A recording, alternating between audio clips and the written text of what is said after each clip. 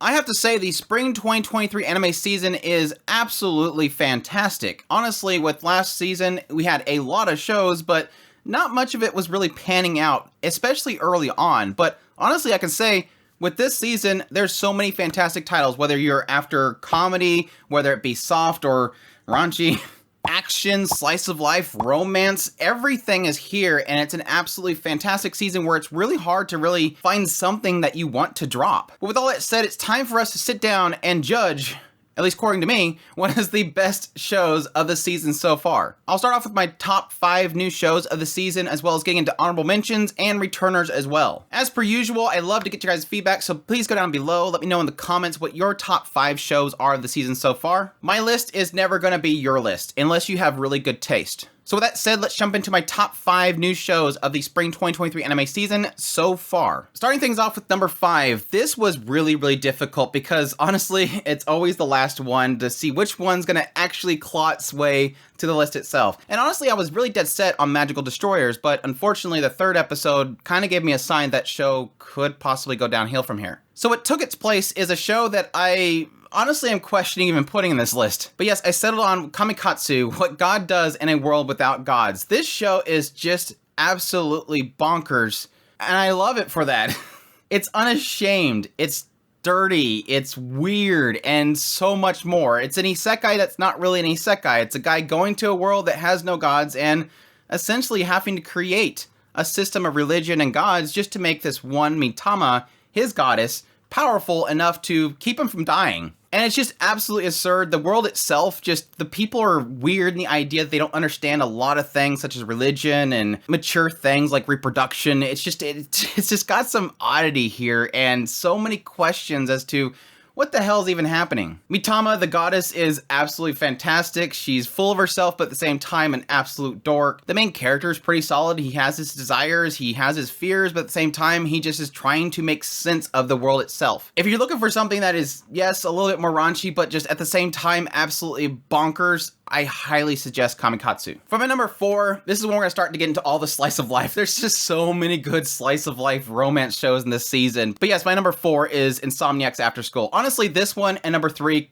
they're doing like almost the same thing, but they're doing incredibly different things, and they can each be swapped. But Insomniacs After School presents 2 really awesome subjects here. One, a really good base for a solid romance, 2 people coming together, finding commonality, and just bonding between each other because others don't really experience the same issue they're facing. Which is that second thing, which is this insomnia that these 2 face. Being unable to sleep during the night and thus having really hard times during the day. Massive headaches, anxieties, fears, and just needing to rest. But the 2 of them kind of link their sleep cycle, sleeping during the day in this observatory while at night having fun together because there's really nothing else to do as the world sleeps. And there's just a genuine feeling with these characters. I feel for them at the same time. I love to see them together. The chemistry is fantastic. The writing is spot on, and it's incredibly beautiful as well, being done by Leading Films, who did Call the Night, which excels at the contrast and visuals of a nighttime setting. I can't wait to see where these 2 dorks go, and I just love watching them interact. For my number 3, I have Skip and Loafer. My gosh, this show is an absolute surprise for me. I absolutely adore the writing of this show. You essentially have this country bumpkin that's moving into Tokyo to go to school. Being a country bumpkin, she's kind of oblivious as to the facades and the nasty nature of a lot of people in Tokyo. And she's having to slowly learn that you can't trust what everybody says. When somebody smiles and gives her some sort of information about somebody else, she accepts it, but then realizes later, I'm being used. Something that she unfortunately doesn't want to even think about. It's a girl with a dream ahead of her. She has her whole life planned before her, but now she's realizing that there's gonna be a lot of things that's gonna get in her path that either she's gonna love or maybe not love. It's fantastic writings and characters themselves, the facades people create, and a girl that's able to bring a lot of people together that normally wouldn't come together. Almost like they feel like they can relax around her. It's done by PA Works, which does amazing stuff. I was a little off-put by the art style they chose for it, which kind of more matches the manga itself, but it's a style that grew on me, and I think it really does fit the soft nature of the main character. Definitely go watch Skip and Loafer. This was extremely difficult for me. What is number 2 and what is number 1? Ugh, I struggled with this for a long time because I feel like these 2 shows, they take over the top spot every time I watch one of their episodes, and so they just keep on going over each other. But in the end, I decided on my number 2, is Oceanico. Yes, I really want to put this in number 1, but the number 1 is really incredible for me. But Oceanico, obviously, with its first episode, exploded. The first episode was absolutely fantastic. It was technically 3.5 episodes long. It was basically a movie that opened up this entire story itself.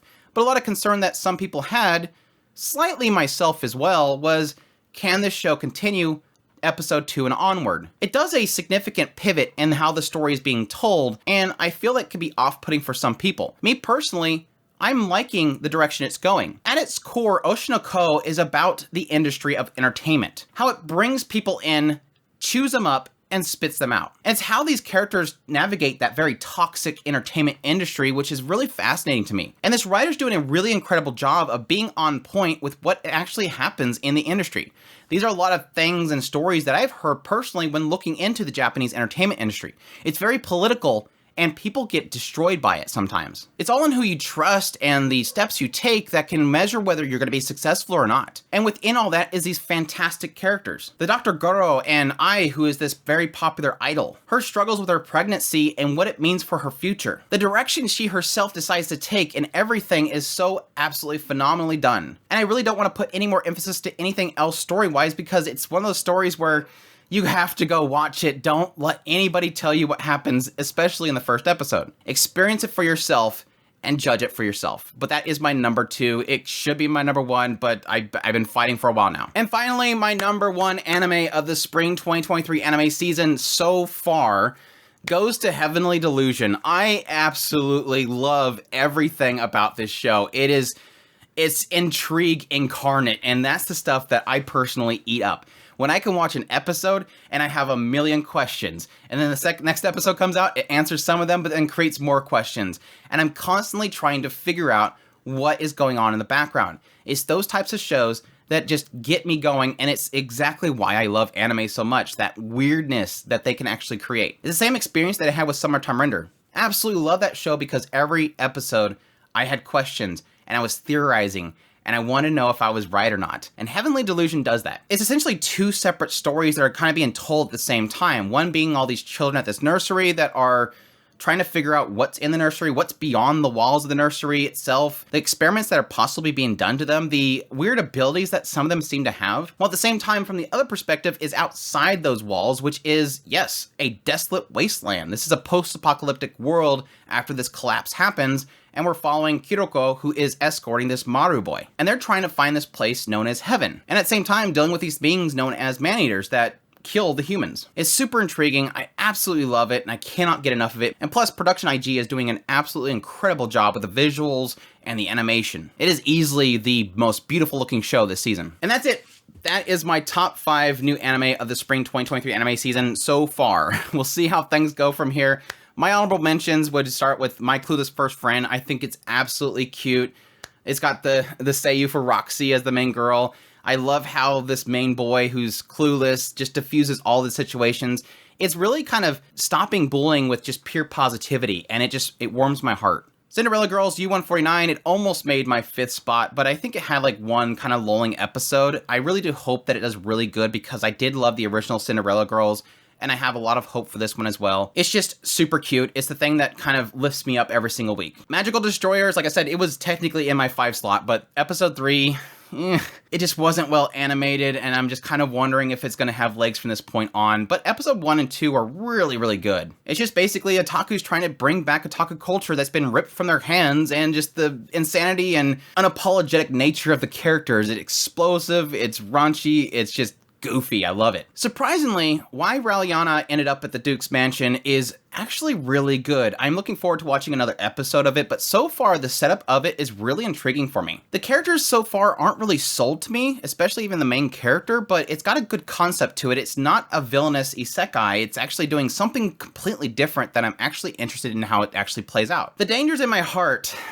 This wouldn't even end up on my honorable mentions until that 3rd episode. Now, granted, I've been enjoying the series, but that 3rd episode really just kind of threw a lot of, joke intended, heart at me that I really wasn't expecting. It actually got me a little bit emotional, but I'm really loving it so far. It's just this guy that has really dark thoughts, and he's thinking about taking out this classmate, and then he realizes this classmate's kind of a dork and actually starts to help her out, and realizes at some point, do I like this girl, or why am I so interested in her? My love story with Yamada at level 999, I am very mixed on this show. It took me a while to really even like the main girl, but she's starting to grow on me, and I really do like the direction it's going. It's just a girl that has been broken up with, and she's discovering a new love, possibly. And it's all kind of wrapped up in this MMO that, honestly, for me personally, I love relating that kind of story. And my last one I'm going to mention is Hell's Paradise. This one is struggling with me. It visually is beautiful. I do like the two main characters, and I do like the direction it's going. It's got some pretty solid, very violent twists to it. The thing that's really it keeps it from going up for me is I'm absolutely frustrated that it seems like every single fight cuts to the end. You never get to actually see the fight happen, and I don't know why that is. The manga's the same way. You get like halfway through the fight, and then it's finished, and you get the conclusion, and I don't understand that. But again, it's visually beautiful, and I'm looking forward to seeing more of this paradise. Obviously, I'm still loving the returners. Dr. Stone is still addictive as ever. Vinland Saga is absolutely gorgeous, and I love the direction it's going right now. It's actually starting to pick up from the whole farm saga kind of thing. Tokyo Mew Mew New, again, it's full nostalgia for me. I just love it for that. Gundam The Witch of Mercury had an amazing second episode, and I love that series, and I'm so happy it's back. Ranking of Kings, I'm a little disappointed because it's obviously just side stories, but I'm looking forward to seeing what stories they tell, and I just love seeing Boji back. And then finally, yes, Demon Slayer, I am actually enjoying the new arc. As much as I didn't like the second season, it really feels like I'm starting to finally actually care about what's going on again. The introduction of some of the demons and stuff they did with this next season has actually got me really intrigued, and plus, thighs. I'm sorry. There's an aspect of thighs that does get me a little intrigued as well. But that's it. I'm gonna stop. I could name off a million shows. Like I said, this season's really, really strong, and that's a good sign when I have too many shows to talk about. And I would love for you guys to join me as I talk about them by subscribing to the channel if you've not already. I do news reviews, first impressions, top lists. If it's anime, it's pretty much here. Additionally, if you want to support the channel more and you like this content, please go down below. There's a Patreon link, a tips link, super thanks, and you can become a member of the channel itself. I greatly appreciate it, but that supports the channel. You guys mean so much to me. I hope you guys enjoy the video, and y'all take care.